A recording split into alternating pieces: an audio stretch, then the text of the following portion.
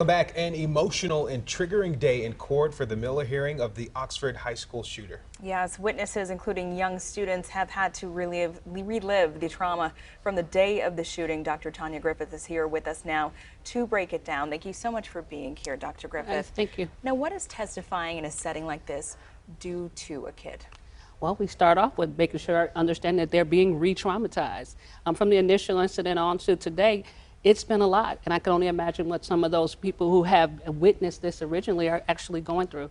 A person re-traumatized from the original incident may be experiencing tonight a lot of experiences, a lot of emotions, a lot of flashbacks, a lot of just being overwhelmed with feeling, because it can also give you problems with physical issues, headaches, nausea, stomach cramps. So I expect that these children, and all the, not just the children perhaps, all of the people involved in this, that are in this courtroom, that even myself, are experiencing a lot of re-traumatization today. Absolutely, Dr. Griffith. It's been hard for even us to listen to this, and Yes. we're trained to do that as Right. well.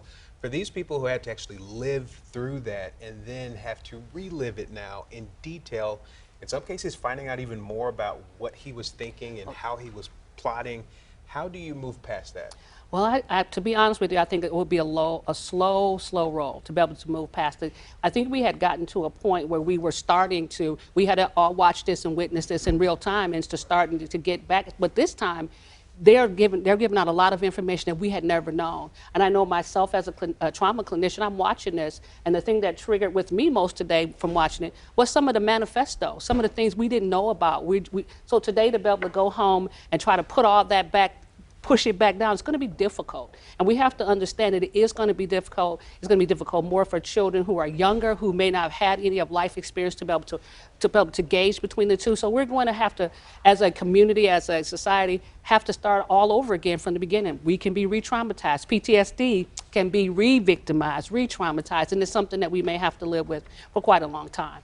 And you said we learned new details throughout this Miller hearing, and that includes graphic video that the audience was not shown, but everyone in the courtroom saw that. We saw young people in the audience, perhaps these were fellow students or siblings of the victims. What does that do to you?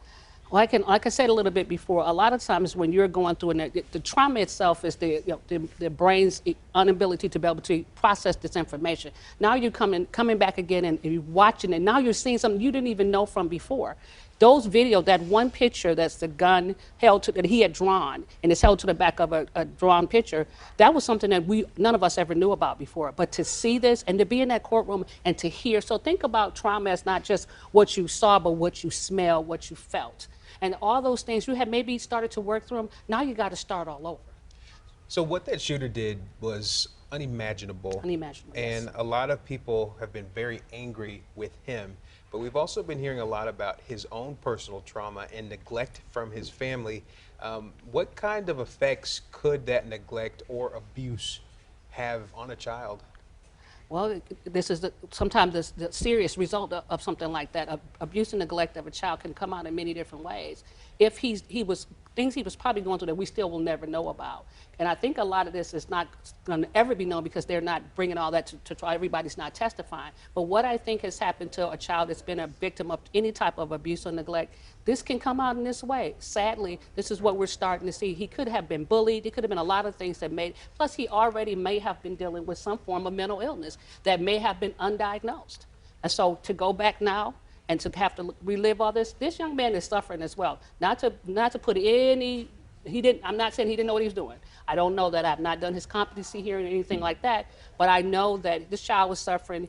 No one saw it, no one heard it, no one did anything about it, even his parents. And you're a part of a program that offers mental health support to the Oxford community. If you could just very quickly Well, you know, tell us. I had done a little bit of work with, there is a part of the state of Michigan has a little program in case we get a situation like active shooters. And they just call out to therapists that are online, therapists that will have the ability to be able to go out and help. I do have one client.